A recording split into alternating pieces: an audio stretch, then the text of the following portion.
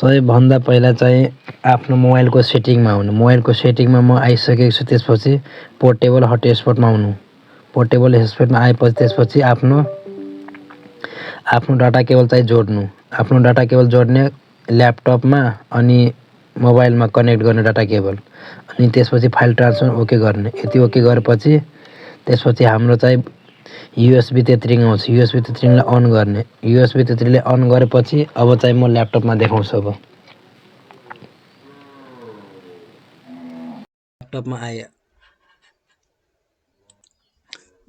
अब ल्यापटपमा आएँ। ल्यापटपमा आएर मैले चाहिँ यहाँ चाहिँ वाइफाईको केहीको डाटा खोलेको छैन है, सबैको बन्द छ वाइफाईको। अब मैले चाहिँ यहाँ आफ्नो क्रोममा जान्छु। यहाँ चाहिँ युएसबीको त्यो साइन आइसकेको छ। यो नेटवर्क इन्टरनेट एसेसको है, नेटवर्क टु इन्टरनेट एसेसको अब आएँ। मैले चाहिँ अब आफ्नो मेरो चाहिँ केही इन्टरनेट खोलेको छैन, योमा वाइफाई केही खोलेको छैन। अब यहाँ चाहिँ म युट्युबमा आएँ। युट्युबमा आएर मेरो चाहिँ यसरी चाहिँ युट्युब मेरो चाहिँ चल्दैछ। मैले चाहिँ आफ्नो यहाँ पनि हेराइदिन्छु है आफ्नो च्यानलमा। यो चाहिँ फास्ट चल्छ है, पुरै तरिका हटस्पटभन्दा बढी फास्ट चल्छ यसमा। यसरी चाहिँ चलाउनु होला तपाईँहरूले पनि। अनि मेरो चाहिँ भिडियो कस्तो लाग्यो अनि मेरो चाहिँ च्यानललाई चाहिँ सब्सक्राइब गर्नु होला, लाइक कमेन्ट अनि सेयर गर्नु होला मेरो भिडियो। हस्त धन्यवाद।